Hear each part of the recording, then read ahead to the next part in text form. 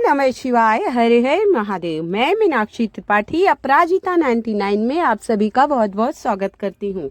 4 जनवरी पौष मास बहुत ही प्यारा दिन चल रहा है। इस बार गुरुवारी अष्टमी पड़ रही है, गुरुवार की अष्टमी पड़ रही है। अष्टमी का दिन माता रानी के से संबंधित होता है और गुरुवार का दिन भगवान विष्णु से संबंधित है। तो गुरुवार अष्टमी का बहुत ही विशेष महत्व है, बहुत ही विशेष महत्व है। इस दिन कुछ छोटे से उपाय करने हैं आपको, पूर्णतः श्रद्धा एवं विश्वास से। जो मैं आपको उपाय बताऊंगी उस उपाय की सामग्री आपके घर में, रसोई घर में बहुत ही आसानी से मिल जाएगा।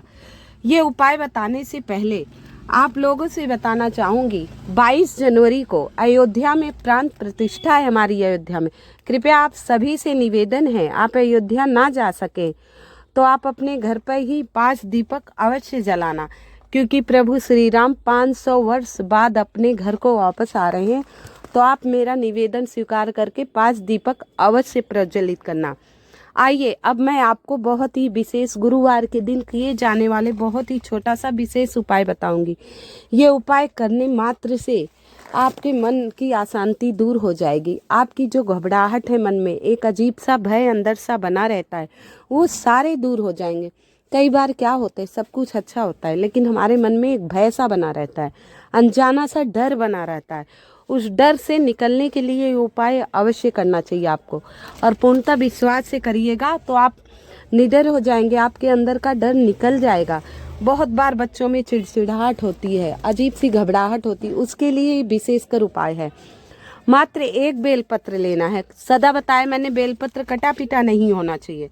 1 बेलपत्र ले लीजिए, 1 लोटा जल, जो कि आपको अपने ही रसोई घर से भरना है। जो जल हम भर के पीने के लिए साफ सुथरा भरे रहते, उसमें से 1 लोटा जल अवश्य भरना चाहिए। कहते हैं अपने घर से भरा हुआ जल हमारे घर की कई बीमारियों को ले जाता है, सुख समृद्धि दे जाते हैं और समस्याएं दूर कर जाते हैं। तो अपने घर से 1 लोटा जल और 1 बेलपत्र, और हमें चाहिए पीला चंदन। लाल चंदन होते हैं, अब इसमें हमें पीले चंदन का उपयोग करना है, क्योंकि बृहस्पतिवार की अष्टमी है, बहुत ही विशेष तिथि है। तो अष्टमी माता दुर्गा का दिन है, माता शक्ति का दिन है, तो शिव शक्ति का उपाय तो हमें अवश्य करना चाहिए। और इस को हमें बेलपत्र के बीच में, जैसे मैंने दिखाया था गोला सा बना हुआ है, वहाँ आप बिंदी सा लगा दीजिएगा। और इसके बाद इस बेलपत्र को आपको अशोक सुंदरी के स्थान पर टच कराना है, मतलब छू देना है बस, फिर वहां से उठा लेना है। ये अशोक सुंदरी का स्थान।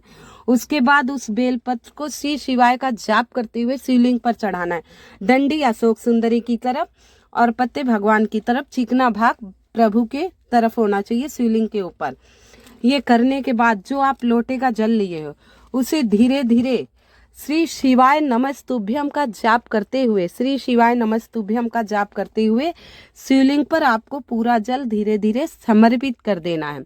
इसके बाद वहीं बैठकर 2 मिनट आपको ओम नमः शिवाय का जाप करना है। जितना आप जाप कर पाए उतना ओम नमः शिवाय का जाप अवश्य करिएगा, इतना ध्यान दीजिएगा। बस ये छोटा सा उपाय, 1 लोटा जल, सारी समस्याओं का हल। 1 बेलपत्र, बेलपत्र नहीं मिले तो जो शिवलिंग पर चढ़ा हुआ है वो आप उपयोग में कर सकते हैं। मैंने कई बार ये बात आप लोगों को बता दी है।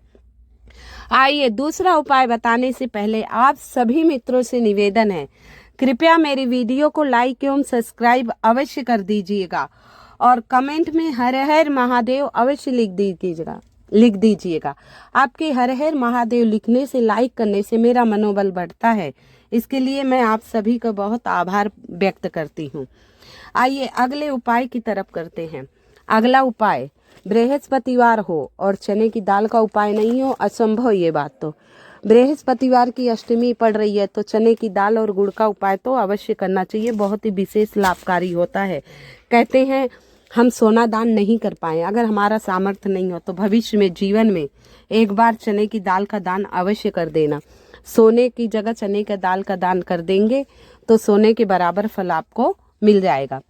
तो इसमें हमें 11 चने की दाल लेना है, इसमें हमें 11 चने की दाल लेना है, और गुड़ ले लीजिए, गुड़ आप ले लीजिए, 11 चने की दाल और गुड़, मात्र ये 2 चीज़ लेने हैं। और 1 लोटा जल जो हम अपने ही घर से भरेंगे, 1 लोटा जल जो हमें अपने ही रसोई घर से भरना है।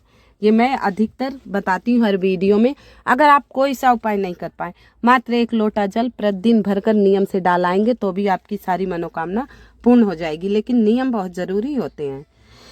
तो आइए, हम चने की दाल और गुड़ दोनों ले लिए और हमें एक खाली कटोरी भी लेना है। इसमें खाली कटोरी ले लीजिए और उसके बाद अपने ही घर के परिंदे से, मटके से, रसोई घर से साफ सुथरा जो स्नान करने के बाद जल आप भरते हैं, 1 लोटा जल ले लीजिए। ये सारी सामग्री लेकर हमें शिव मंदिर जाना है। कटोरी ले लिए, 1 लोटा जल ले लिए, गुड़ और चने की दाल ये लेकर हम शिव मंदिर चले जाएंगे। कहाँ जाना है आपको? शिव मंदिर।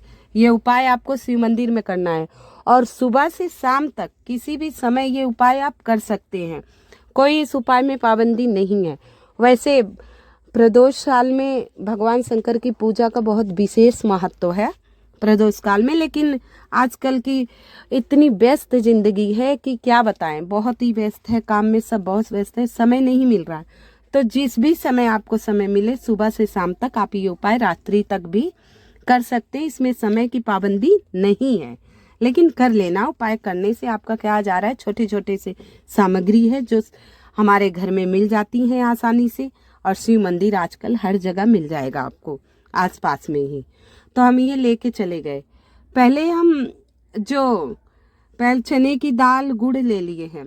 पहले कटोरी में थोड़ा सा पानी डालकर, थोड़ा सा गुड़ और चने की दाल डालकर घोल बना लेंगे और उसके बाद शिवलिंग पर ये अर्पित कर देंगे बृहस्पति महादेव का नाम लेकर। बृहस्पति महादेव का नाम लेकर, वैसे महादेव का नाम लेकर, बुद्धेश्वर महादेव का जैसे बताए थे वैसे दिन के हिसाब से बृहस्पतिवार महादेव का नाम लेकर जल सारा समर्पित कर दीजिए।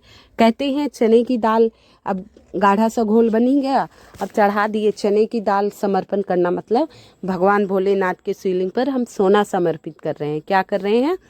सोना समर्पित कर रहे हैं। उसके बाद हम धीरे धीरे ये जो कटोरी में गुड़ के घोल का जल समर्पित किए, गुड़ के घोल का जल समर्पित करने से हमारे घर में सुख, समृद्धि, शांति और धन का आगमन होता है। तो आपको कभी भी समय मिले तो गुड़ वाला जल शिवलिंग पर अवश्य समर्पित किया कीजिएगा। छोटा सा उपाय है, जरूर किया कीजिए। अच्छा, हमने ये गुड़ वाला जल भी समर्पित कर दिए। अब हमारे पास जो लोटे में जल है, उत्तर दिशा की तरफ आपको मुख करके खड़ा होना है। किस तरफ? उत्तर दिशा की तरफ आप मुंह करके खड़े हो जाइए। इसके बाद जो आपके पास वो लोटे का जल है, धीरे धीरे शिवलिंग पर आपको समर्पित करना है। श्री शिवाय नमस्तुभ्यम, श्री शिवाय नमस्तुभ्यम, श्री शिवाय नमस्तुभ्यम। और ध्यान रखिएगा, जल डालते समय उस जल के छींटे आपके ऊपर नहीं आए, खास तौर पे पैरों पे नहीं पड़े, क्योंकि ऐसा दोष लगता है। ये उपाय हमारा फायदा नहीं करेगा। तो आराम से बैठकर धीरे धीरे से डालना है जल, जिससे छींट आपके ऊपर नहीं आए। तो ध्यान रखिएगा इस बात का विशेषकर, बहुत ही जरूरी बात है ये। तो उत्तर दिशा की तरफ मुख करके जो लोटे में जल है वो धीरे धीरे आप शिवलिंग पर समर्पित करेंगे, श्री शिवाय नमस्तुभ्यम का जाप करते हुए। सारा करके 2 मिनट वहाँ बैठ लीजिएगा। कहिएगा, हे प्रभु, जितनी हमें सद्बुद्धि थी, जितना हम में सामर्थ्य था, उतना मैंने आपका उपाय और पूजा किया है। कृपया इसे स्वीकार कीजिएगा। जो गलती हो, अपराध हो, उसे क्षमा कीजिएगा, माफ़ी मांग लीजिएगा।